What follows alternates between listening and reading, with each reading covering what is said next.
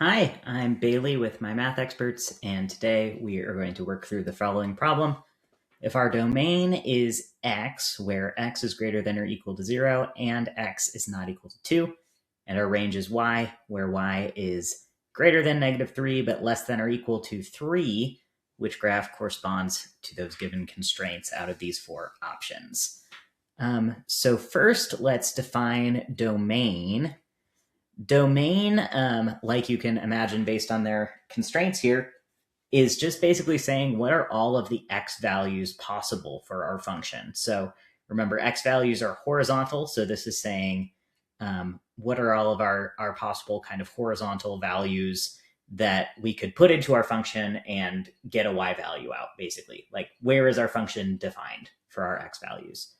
So the biggest possible domain would be from -infinity to infinity. That would mean all of our x values would be defined. That could be something like this, where as we go to -infinity, we're still defined. As we go to positive infinity, we're still defined.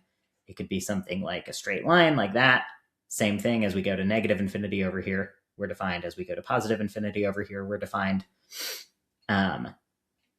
So just for reference, so let's take a look at some of our choices here. So -infinity, let me use a little bit of a smaller pen here.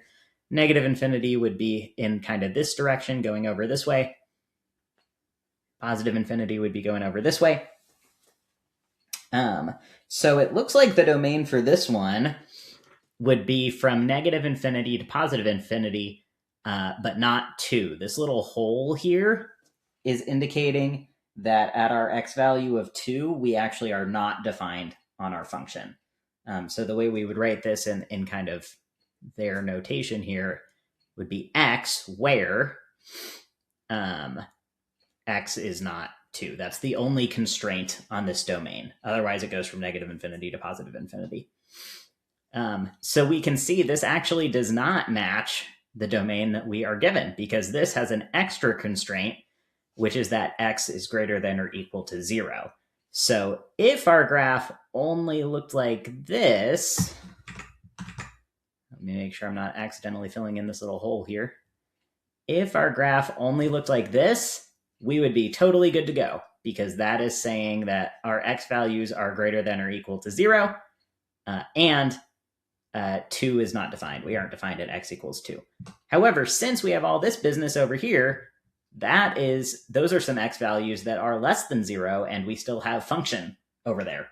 So that automatically is going to rule out A as our potential correct graph.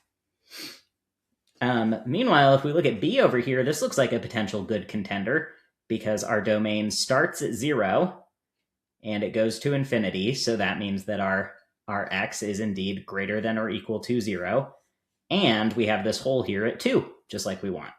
So I think B is still in the running based on our domain.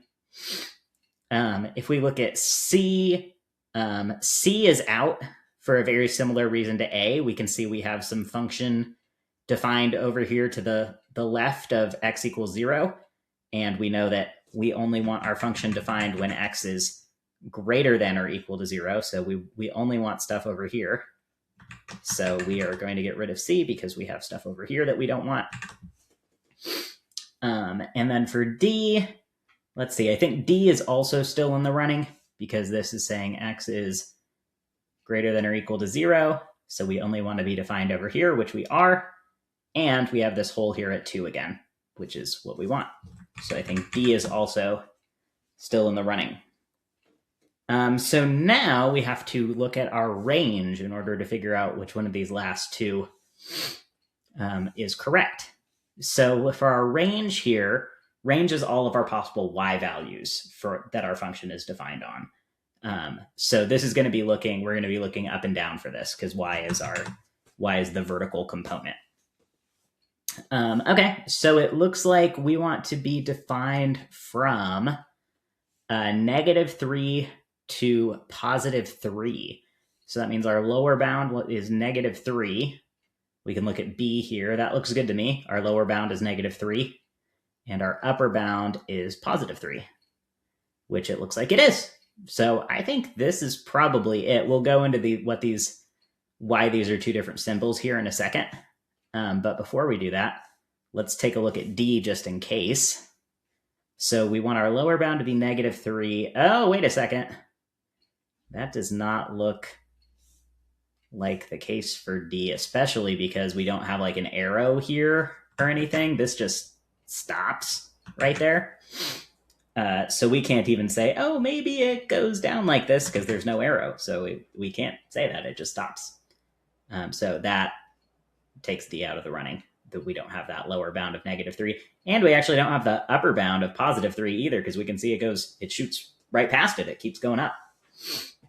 Okay, so last thing I want to talk about, because we found the right answer, but there's a little bit more intricacy here that I want to make sure I mention. You might be wondering, why is this symbol just less than, and why is this symbol less than or equal to? Well, if we look at our point here at our bottom bound of negative 3, we can actually see that that bottom bound is a hole. And the hole isn't technically defined on the function. So that's why there's not an or equal to here, because you can't have an or equal to if you have a hole right there, because the hole is technically not part of the function. You're just getting really, really close to it on both sides, and then at that actual value, there's a hole. So we're kind of saying, okay, there's like a boundary there, there's a little hole there, but then at our top bound here of positive 3, we can see that's a solid point. There's no hole there. So that is included as part of our function. Basically, another way to say that is this is the point 2, negative 3, but if you actually put 2 into your function, you would not get this negative 3. It would be undefined for some reason. Maybe there's a hole there. So just bear in mind, if there's a hole, that means there's no or equal to part of your bound. But if it is defined all the way through, like up here, then there would be the or equal to part. So great. Thanks for sticking with me. Hope that helped. And I'll see you next time.